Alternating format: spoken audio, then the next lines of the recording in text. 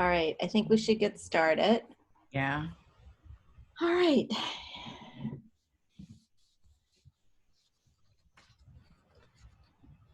I am Melanie Havelin with the John M. Lloyd Foundation, and I am really, really thrilled to be here on Dignity and Power Now's monthly webinar. And I'm handing it over to Lamia, who is their fearless leader and compassionate leader.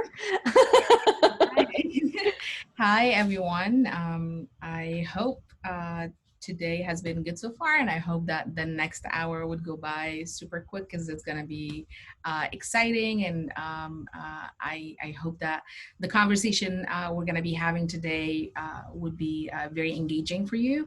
My name is Lamia, and I'm the Managing Director of Dignity and Power Now. I see so many familiar names. It's very exciting, and I see some new ones. Very proud to be sharing this space with a good friend and a good colleague and a good mentor, Melanie from the Lloyd Foundation, a longtime supporter of DPN and a longtime supporter in the movement and in the work that we're doing. So welcome, everybody. So should we just have a quick check-in? How is everyone doing? We're gonna have a poll come up. So what are our options? So how are you feeling today? Are you exhausted, just, drained from everything? Are you feeling content, sort of equanimity with it all? Optimistic about the future?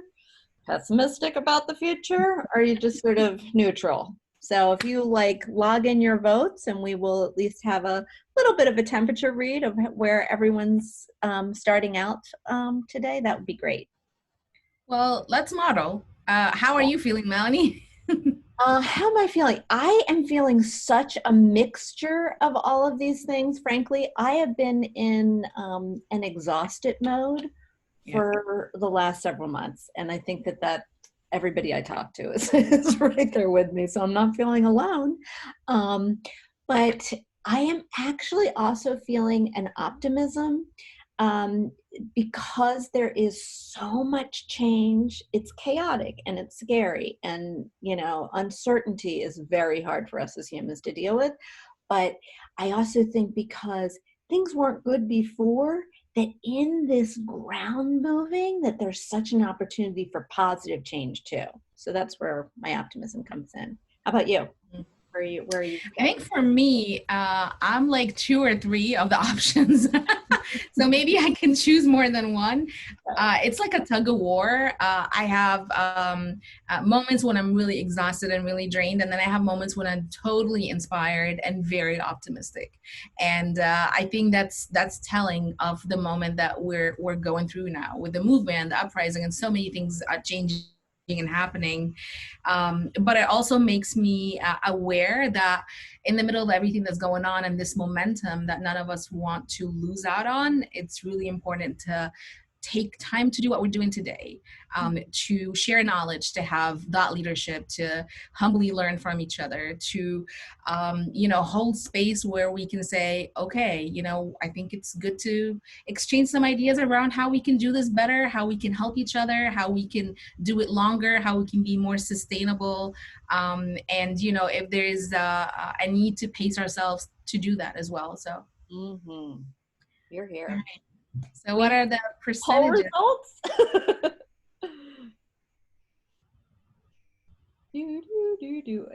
It's like the Oscar envelope. Here we go. Oh, exhausted. Exhausted. Look at that. People are mirroring us, or we're mirroring them. Yeah. Yeah, I'm not surprised that content is low. It's, contentment is a hard thing to muster in this kind of flux. Yeah. But I'm really thrilled to see that pessimism is so low as well. Yeah. So that's good. Though I honor those who are feeling both of those, because, that's real. I hear you. So exhausted 36%, optimistic 36%, neutral 21%, a little pessimistic and a little content. And we honor and respect, what every one of us is feeling. And we appreciate you guys sharing this with us. Absolutely. Um, so we're planning on just having conversation. So if it seems like sort of like, wow, this is just a back and forth, and that's how it's going to be.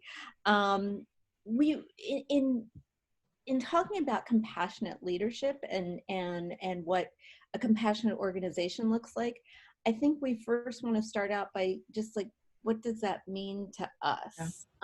So Lamia, I just consider you such an extraordinary leader, and you've modeled that kind of compassionate leadership in a really beautiful way. And I would like to hear you share a little bit more about what it means to you, what it looks like, all of that.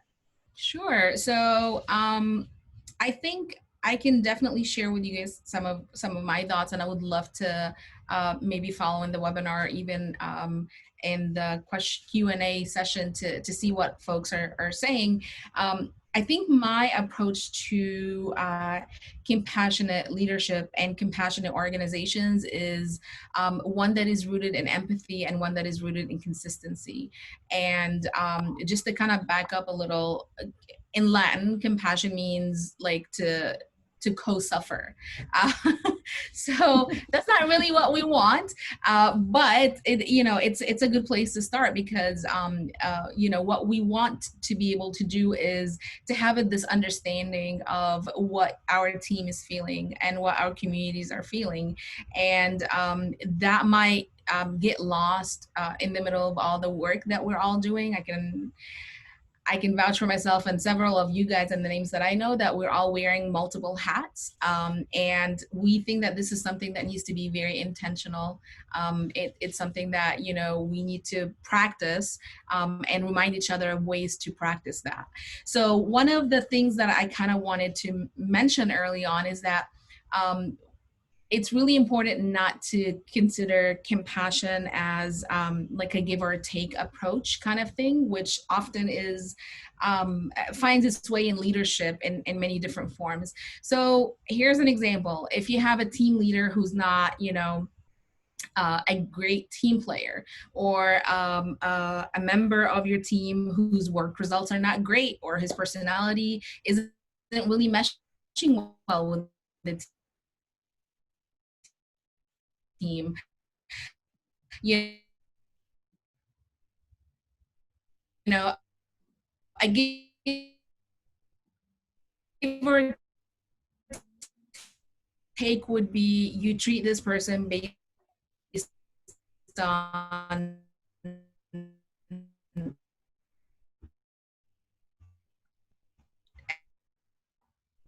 everything else. I don't know if others are having this, but you're cutting in and out and freezing That up. you know about them, and that's the way you treat them. You're not treating them compassionately because they're great people.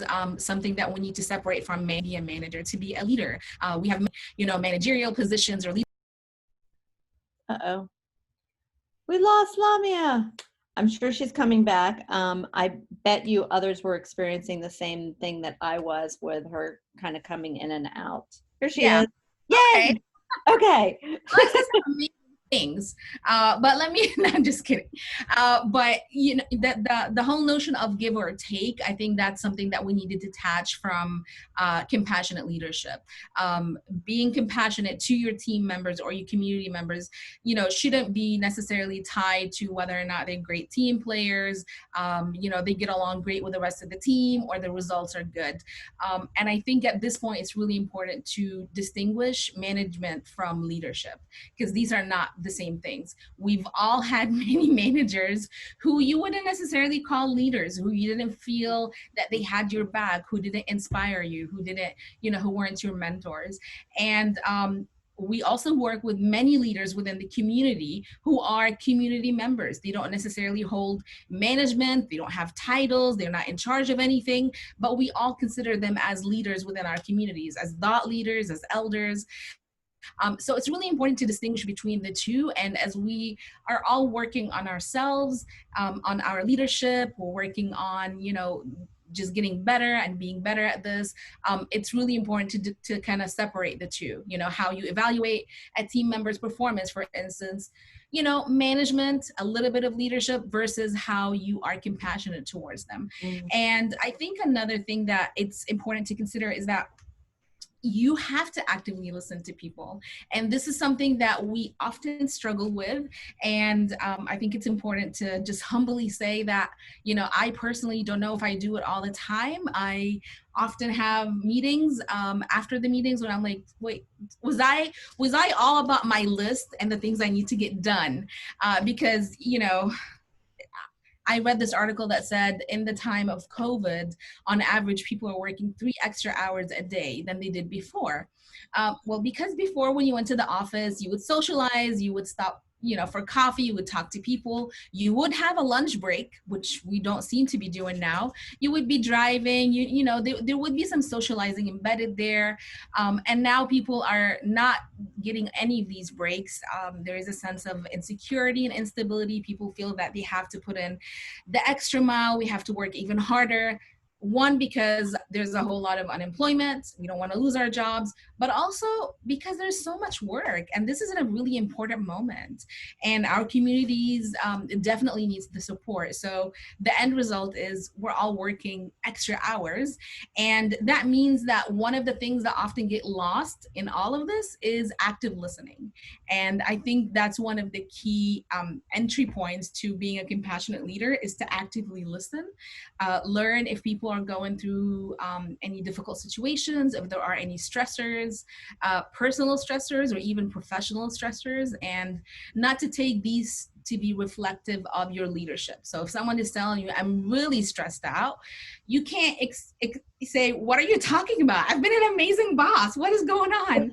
Because this is not going in the right place. So I think active listening is really important. And then to just to notice and to observe how folks are doing. Are people people who used to be very active in staff meetings, for instance, becoming more quiet?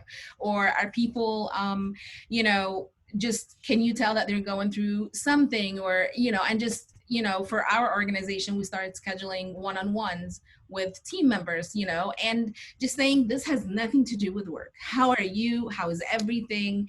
What's going on? How can we make working from home easier? If it means, helping with purchasing some supplies that could help, let us know.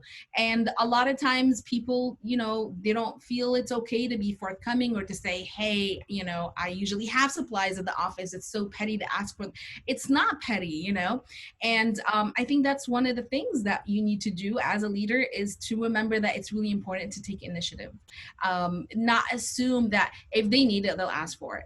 Well, no one said anything. That must mean everything is okay. Actually, it's not. You have to model, and just like you follow other people's lead, it's really good to also model your, things for your team as well. So I have more to say, but I wanted to kind of take a pause and see if you have, if you want us to move in a different direction. I think this is great. And I want to, and I know that Ebony, who is listening with just the Dignity and Power Now logo up on their screen, and is helping us along, has put it in the chat. But if you have questions that come up, to please be putting those in the chat. And I think what we'd like now, like since I think you've like done a really good mapping of what it means to be a compassionate leader and what that can look like, I think we should move on to our next poll, which we want to ask. I'm giving Ebony a minute. It's basically, have you ever worked in an organization that is compassionate, that has these traits and these tendencies that Lamia has been putting out there about listening, about the consistency, really, being empathetic and compassionate towards your whole situation, not just, where's your TPS report? If people can handle an Office Space reference. So if you would answer in the poll, that's just a yes or no of whether or not you've worked in such an organization. It doesn't need to be right now, and doesn't necessarily need to be even an organization that you were a professional staff person, but have you been involved in any sort of organization that has that as its ethos? And I would say, as to again model on my answering, is that I think it's so unfortunately rare in the social justice and nonprofit sector. I think that we fall really easily into the martyr syndrome of thinking that this cause that we're involved in is so important and people's lives are on the line, and all of that is true. Oh, this is great news, though. I love this, the poll results. So 74% of the folks who responded said that they have Yes. worked with such an organization. This is awesome. I'm so thrilled to see that. 26% are still at no. I would say, for myself, most of my experience I would put in the no category. I, you know, I worked for a large organization where, great mission, really important work. And the person who had my job previous to me had to leave it because her body became so stressed that it literally broke down. And I talked to her, when I was just starting, like, hey, getting feedback about how to do this job, blah, blah, blah. And she told me that as her body was breaking down and she was talking to her supervisor, her manager, who was not a leader, about all the stuff that was happening, the response was, well, we all have to sacrifice something for the cause. For me, and this was her boss talking, I don't get to see my son as much as I would like to, and that's a sacrifice. Maybe for you, it's your health. And that's, somebody who was overtly saying it out loud, but that message comes through a lot of nonprofit and social justice leadership. And I think that what Dignity and Power Now has demonstrated so beautifully is a whole different way of looking at the movement.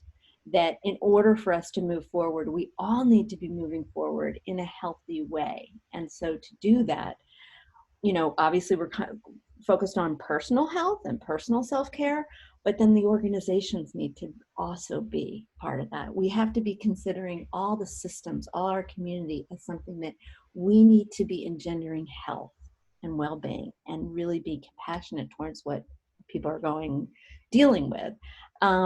So I would like to, first I want to put out there, since there were 74% of the folks have had experience in organizations like that, I would love people to put in the chat any suggestions that they have, and we can have the chat be part of what gets shared with us later, just to collect the wisdom of what are really, specific compassionate modalities that organizations have used.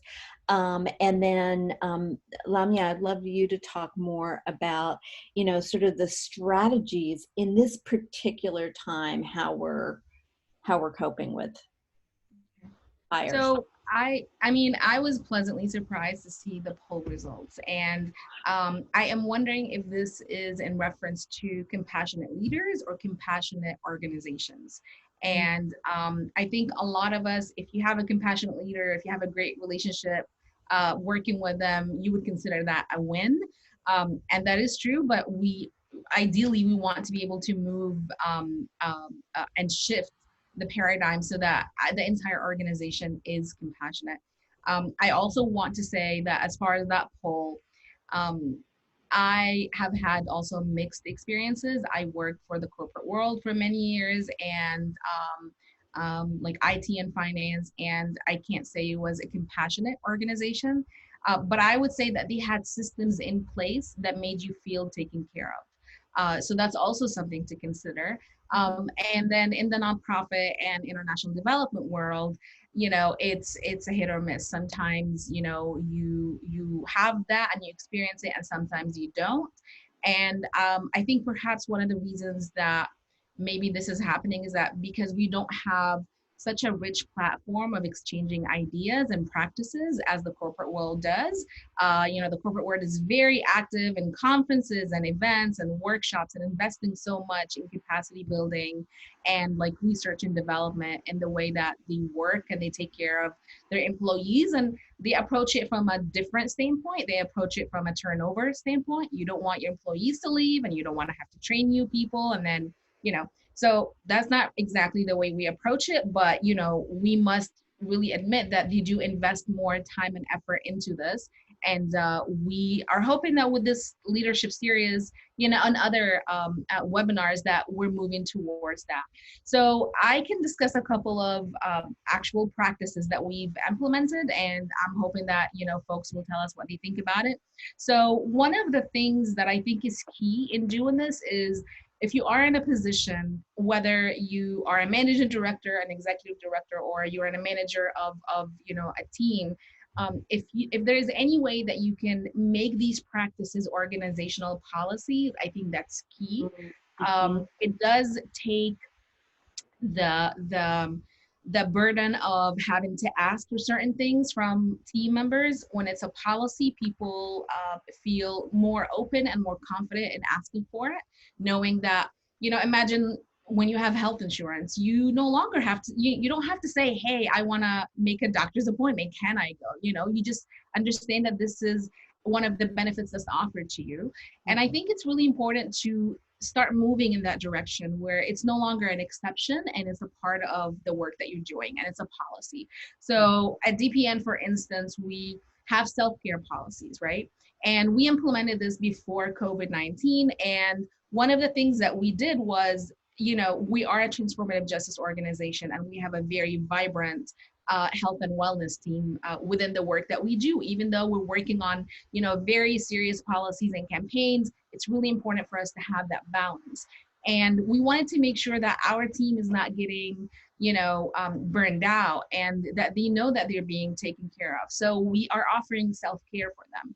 And because self-care means different things to different people, we started learning from them. We started getting feedback. So every month we had allotted like a budget for folks to use for self-care. And we initially thought, please use this for therapy. It's really important for people to go to therapy. And what else would you like to do? And, people were reluctant at first. And then some folks were like, therapy doesn't work for me. I want to go to the gym, or I want to go to movies, or I want to get my hair done or my nails done. And, we really wanted the work or the policy to be informed by what people want. So we said, we have this initial idea. We don't want to dictate what it means to you. Tell us what self-care means to you. And we left it open. And we actually have conversations about this almost on a monthly basis where people are like, well, I want to get my hair done. Would that be covered? Or my nails, or, going to the gym. And we keep adding to it. So that was really important. But more importantly, so in addition to the budget, which is monthly, it's $300, we are also doing allowances for self-care in terms of time. So we started encouraging this practice of people saying, I'm taking today off for self-care. And I personally have a hard time doing this. And I think it's something that we need to tell ourselves. It doesn't reflect badly on you. It doesn't mean that you're a bad employee or a bad person, but you owe it to yourself and your team to model this. So in addition to having the budget, it's really important to tell people, hey, it's been a while since you've taken a self-care day. It's been a while since you've taken a half a day to go take care of yourself, without people feeling that this will be deducted out of their paid time off. Another thing that we did is that we increased the monthly accrued paid time off. So most organizations have, around 5 hours a month that you accrue. So half a day basically. And we pushed it up all the way to 16. So for every month you work, you get 2 full days of PTO. And the amazing thing is our team doesn't take the time off still because they love what they do. And, we love them for that. But, we still want to be able to offer a generous one, and we wanted people to be able to catch it out if they want. We had an original policy that it wouldn't roll over. We realized people were losing their PTO. So we said, you know what? We've been watching. we don't want you to lose your PTO. We're gonna let it accrue.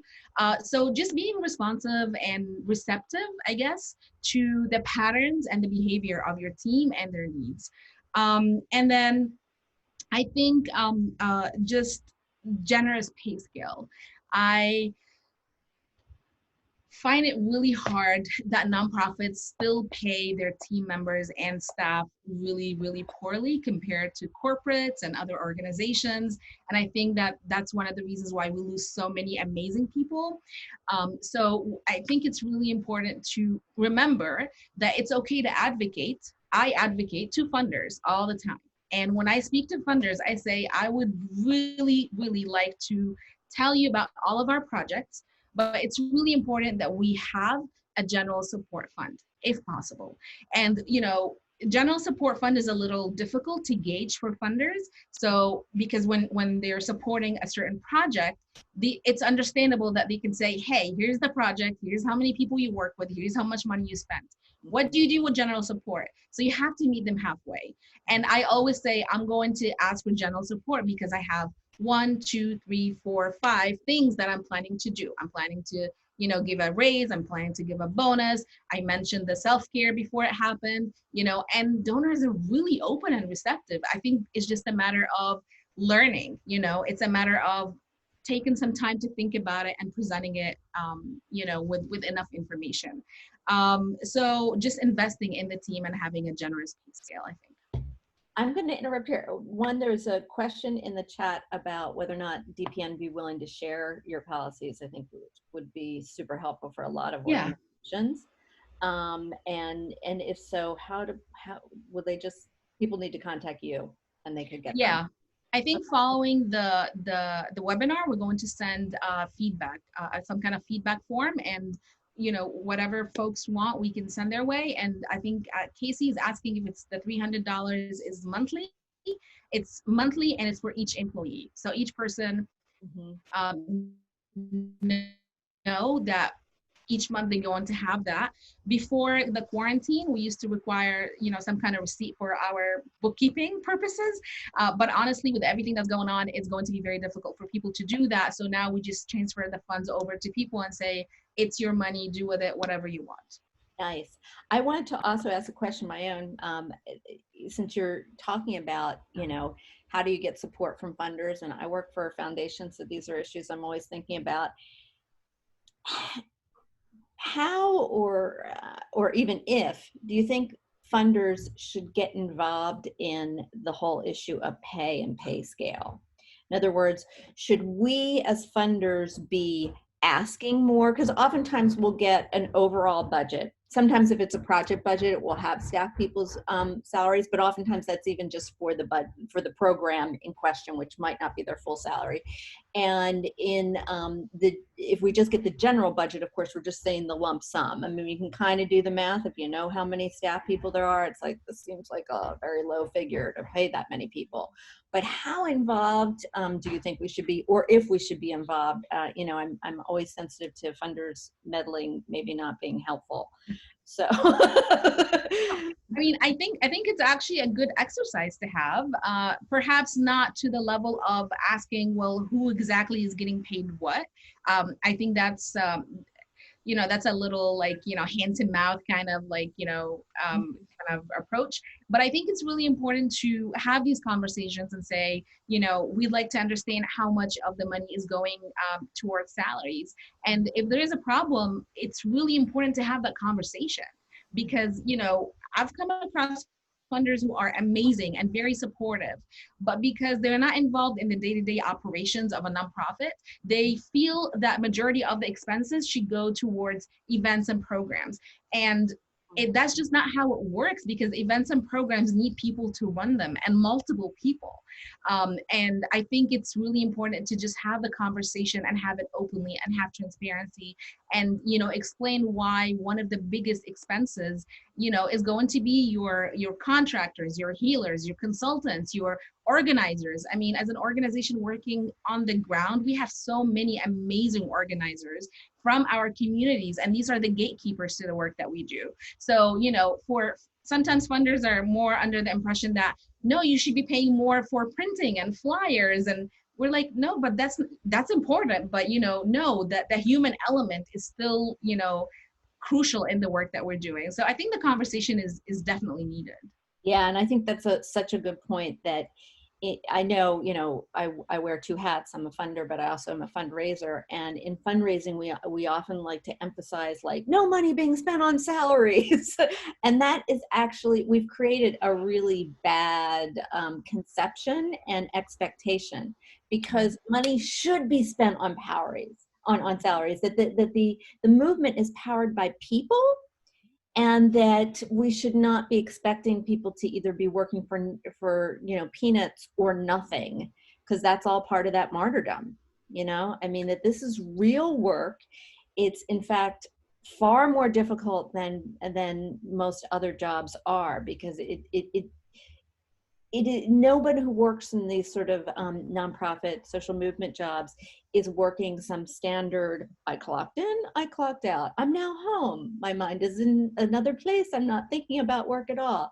It does become all consuming. The stress of it is enormous. The stress of, especially for organizations like DPN that are run by and for people who are largely the ones impacted by the criminal justice system, that when you're working to dismantle the criminal justice system, and it is the thing that has caused you trauma, your work itself is constantly retriggering that trauma. And so there's a tremendous amount of work to be done to ensure that the work can be done as healthfully as possible.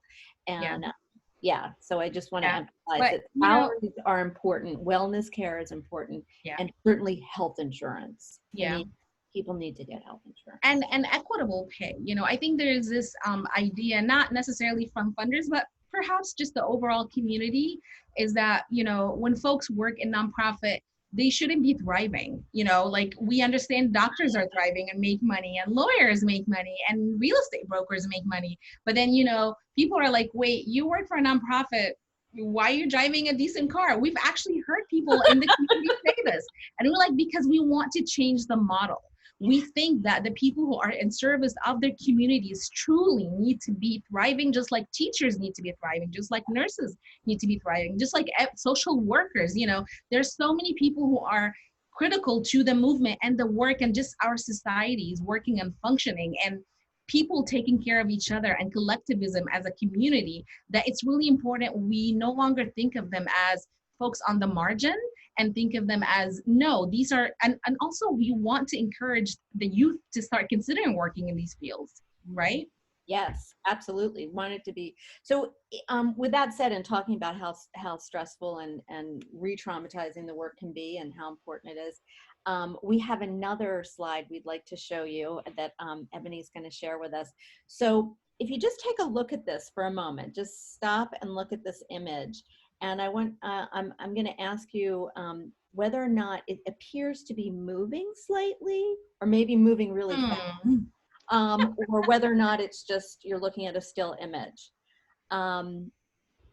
Because if it seems to be moving, that's an indicator of stress. That obviously it's a picture, it's not a video. It is a still picture. So if you're seeing movement, it means literally that your eyes are kind of twitching. You are creating the movement. And that leads us to our next poll question. Do you feel that you've been on this constant 24/7 high alert since the COVID-19 crisis has hit?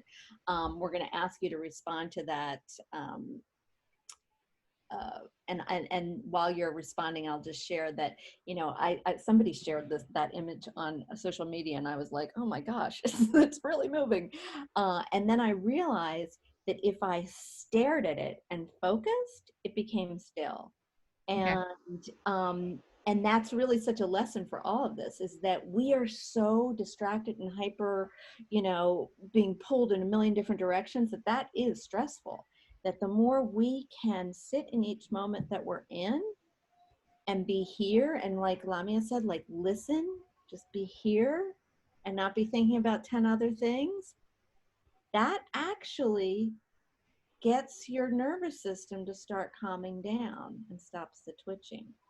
Yeah. So focus is good to Okay, let's see. Oh, Okay, the 8% of you who are not on high alert, God love you. I don't know how you're doing it. you need to do the next webinar, okay? Tell us who you are, and we want to have you on the next webinar. We want to learn from you. Really, that's amazing. But for the 92% of the rest of you, I'm with you. Right here, high alert. It's been tough. Yeah. And it's tough figuring out in this new way as a leader of your organization. You're no longer coming to the same physical space. Mm-hmm. You're organizing remotely and dealing with new things that are coming up all the time.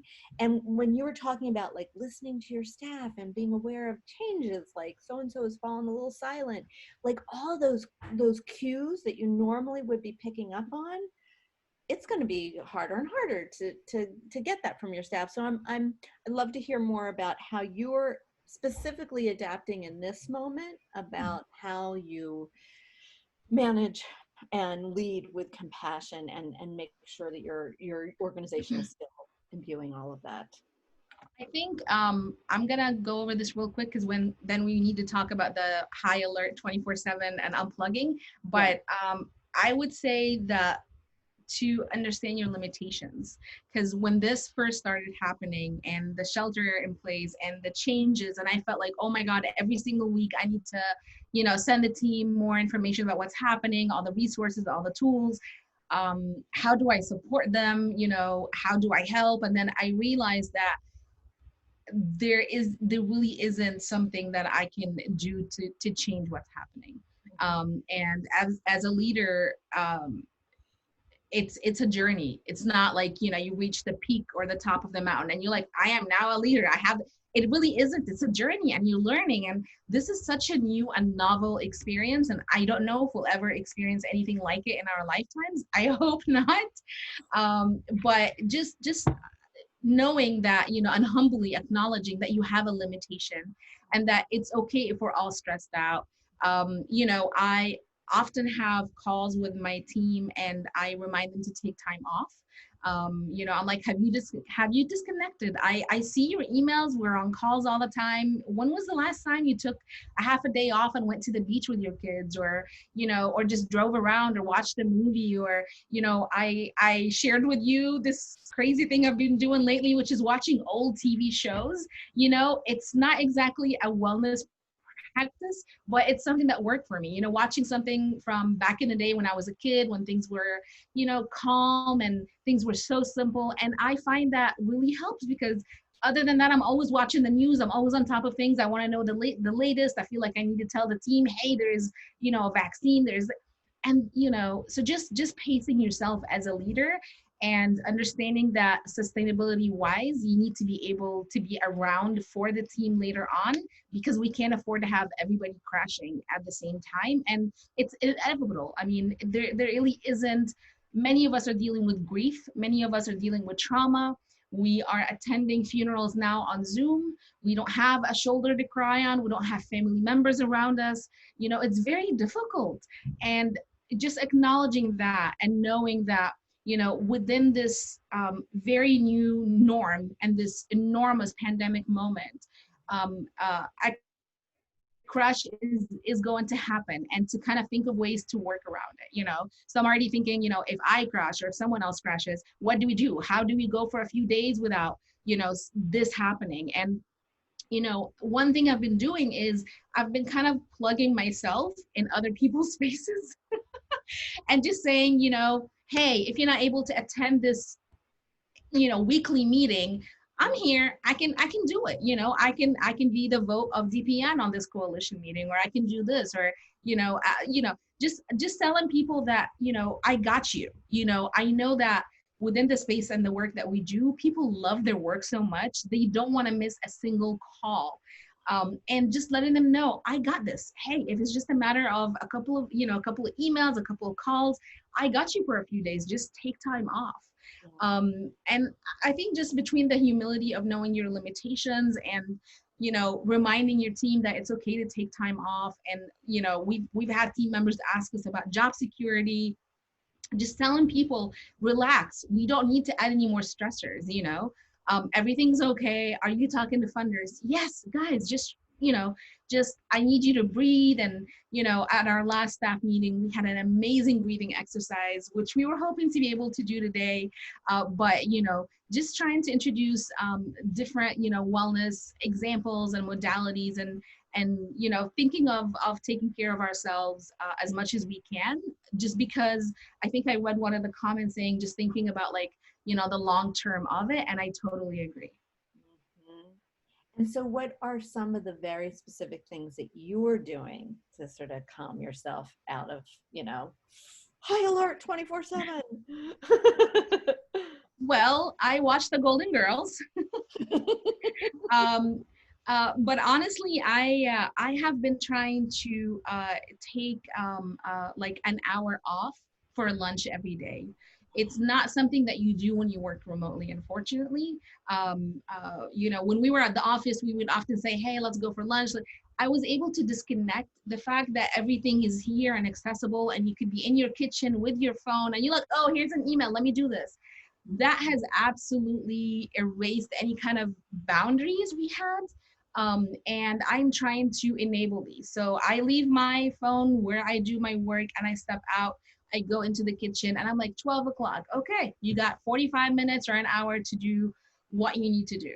I haven't been feeling well lately, and my husband was like, when was the last time you were out in the sun? And I'm not 5 years old. I should know this. But honestly, just remembering that, you need to step out and go for walks, or just sit in the sun and get some fresh air. These are very, very personal things, not necessarily, leadership related things. But I think just allowing yourself the need to say, okay, what am I into? I started ordering coloring books, and I love it. Mandalas and all those things, very colorful, and it's amazing. I don't know how to knit, but I might take that up. But just introducing, I think infusing and introducing new things into your norm, because our norm has been very stagnant for several months now. And aside from retail therapy, it's really important to start considering other things and just explore new things.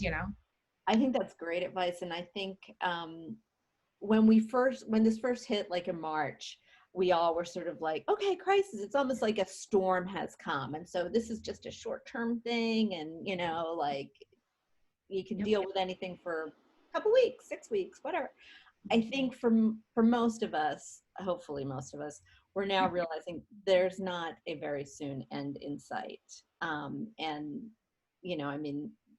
the infection rates rising in California. We're going to be living with this crisis for a long time, and it's stressful.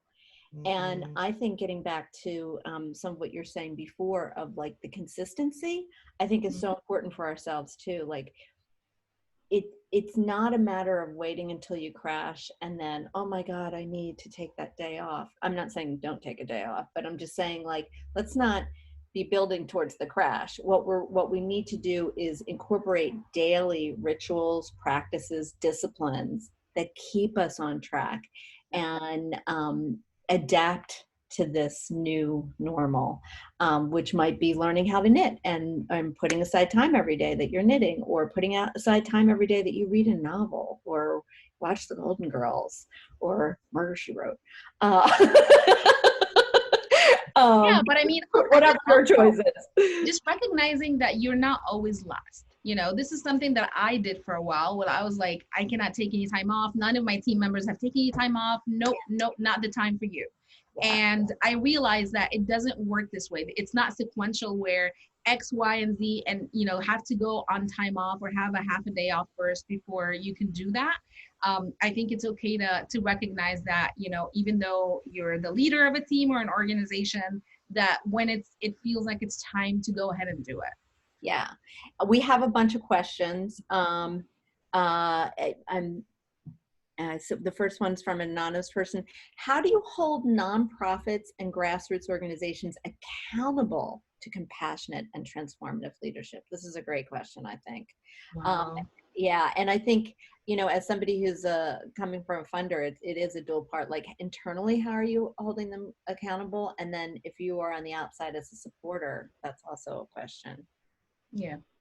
Um, I I can offer my own limited understanding of this. I don't think I have an answer for that yet. I think it's a work in progress and something that I'm learning how to do.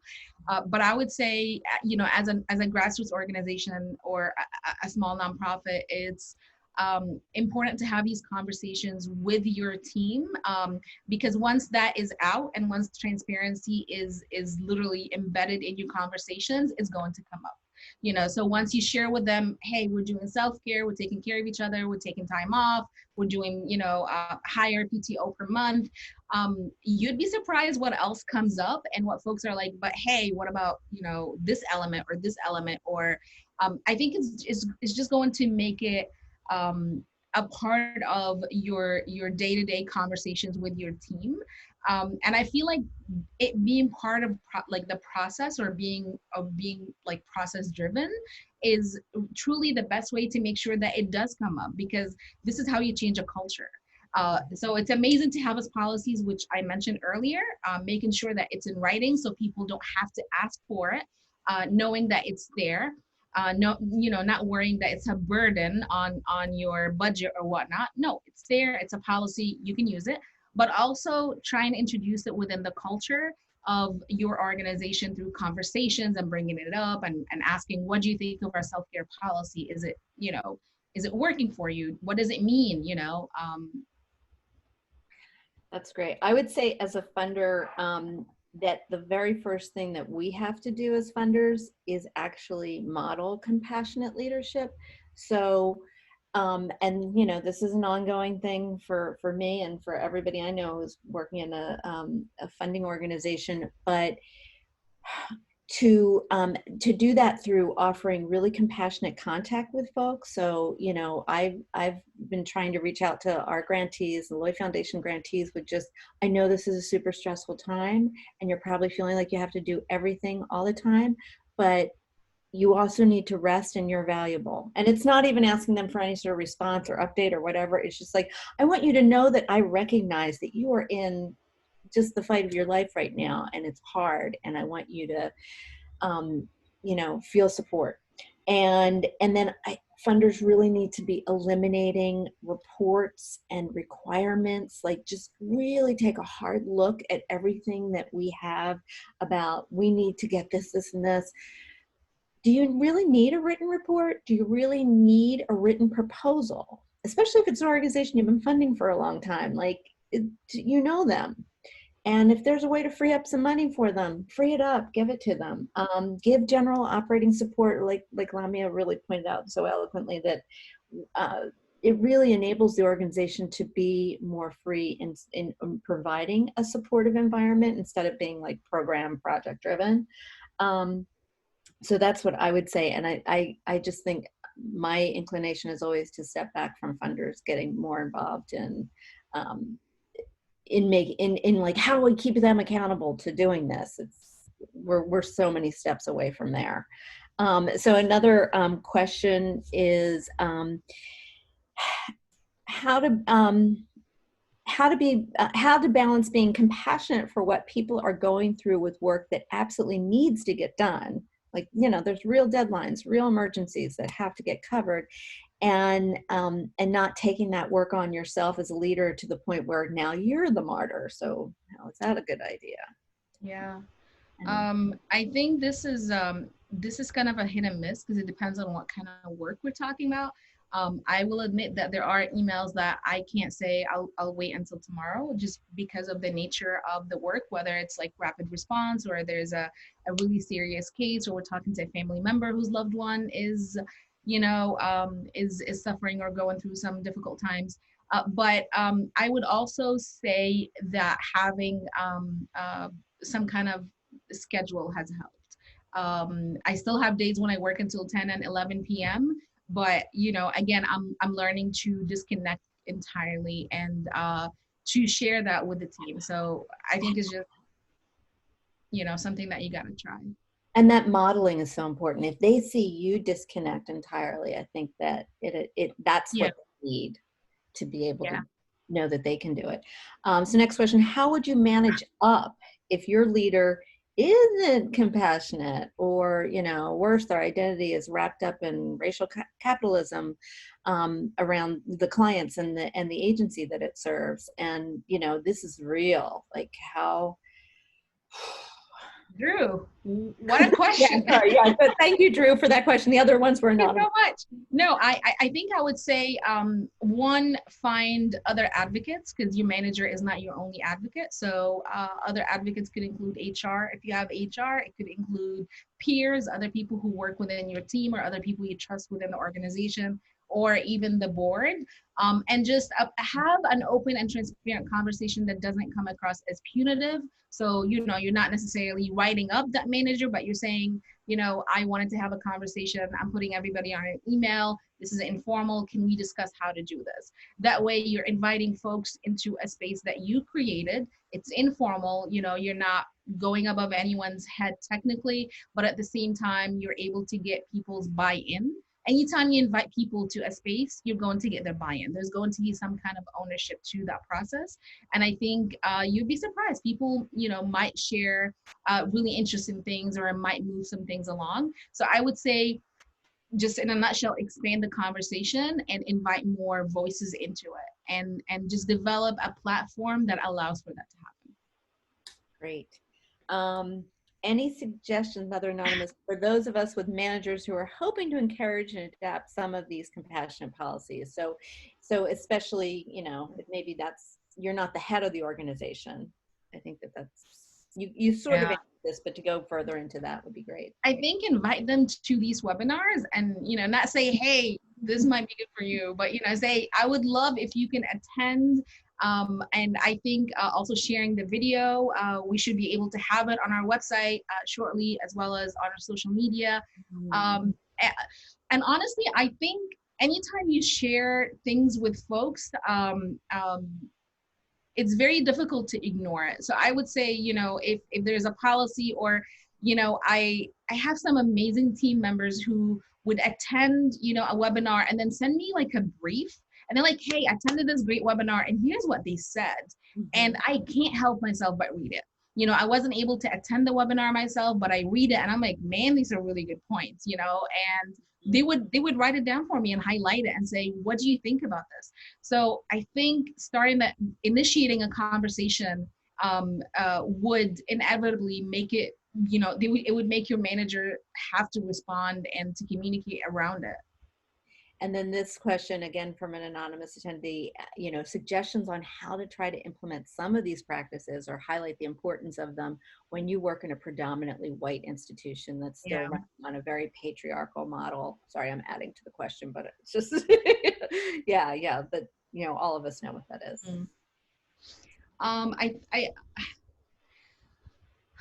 I think this is a difficult situation, to be honest. I think this is a situation that has to do with culture versus leadership, and culture could take a very long time to shift, but it could also take very little to shift, right? Because a lot of times many of our allies really want to partner with us and work around policies that work for everybody, and there isn't an entry point. So I think one of the ways is to start having a conversation around this. Initiate a work group, just say, hey, I want to have a work group, let's do this. Call it whatever you want to call it, but I think it's really good to take the initiative. The chances of them shutting you down are probably very slim. And just being your own advocate, and feel free to invite folks from other organizations and say, I invited Melanie from the Lloyd Foundation, or Lamia, and we've been having conversations, or like, people really want to communicate and talk about best practices and lessons learned. And I think that might help. It takes a while to change culture again, but honestly, sometimes it could be one or two small changes that could just, before you know it, things would really start moving in the right direction. Yeah. Yeah, and I would say also, I'm really delighted that DPN is willing to share their policies. I would share them as widely as, you know, if you're in an organization, just say, hey, you Yeah. know, another organization's trying this a different way. Yeah. And there's another possibility. A lot of us just get locked into this is the only way it's ever been about a lot of things, Yeah. but certainly the way organizations are run. So the idea of this like $300 a month wellness stipend, like I've never worked for an organization that had that. It just didn't enter my mind. I don't understand that. So just, you know, like keep introducing the concepts. I think it's great. Yeah. Um, I think that is it for the questions. So our timing is really perfect. We have, well, one I'm going to, Lamia, is there any like final parting thoughts that you wanted to share before I go to, Yeah. yeah. I want to thank all of you guys for coming. I know everybody is so busy. Again, we're all working 3 hours at least, 3 hour extra hours a day. So for you to find time to come and do this, I really appreciate it, and I feel this is our way as practitioners in investing in ourselves and our work. I'm looking at the comments in the chat, and they're very supportive. Folks are saying self-care is really important. It's really important to talk to funders about investing in people. That's absolutely true. Thank you, Amber. Just everybody, it's been really amazing. I think just my final thought is I would like to invite you to continue on this journey with us. We're going to try to have a webinar once a month. And if you have an idea for the next one, if you would like to be on the next one, just email us. We'd love to have as many panelists as possible. And I'll say that they made it really simple. So I encourage you to, to join them. Um, and then I'm just really, really thankful to be included. I'm so proud to work for an organization that supports dignity and power now. And I think that the model of work and organizing and leadership that you have put out into the world is extraordinary and is what will change the world. So thank you. Thank you. And Don't we go yet. we're Don't on. go. We are on. We have one last thing, and it's really quick, but it's so beautiful. I wanted to share this with you. Dr. Bertice Berry is a sociologist who has been sharing sort of daily thoughts from her extraordinary lifetime of experience, and we're going to share the end of a little snippet of the one she did about self-care to take us out. When crisis happens, you don't fall into crisis mode because you've been caring for yourself all along the way. Self-care looks like not talking gossip to people who want to talk it. It's not listening and being a trash heap for somebody who just wants to dump. Self-care looks like loving and loving and loving behavior to your neighbor, but first to yourself. I love you. Let self-care not be something you do one day, but something you do every day. For those of you who are lights in this universe, you need to be cared for, because without you, how's anybody going to see their way? I love you. Thank you all. Thank you. With that, we leave you. Thank you so much.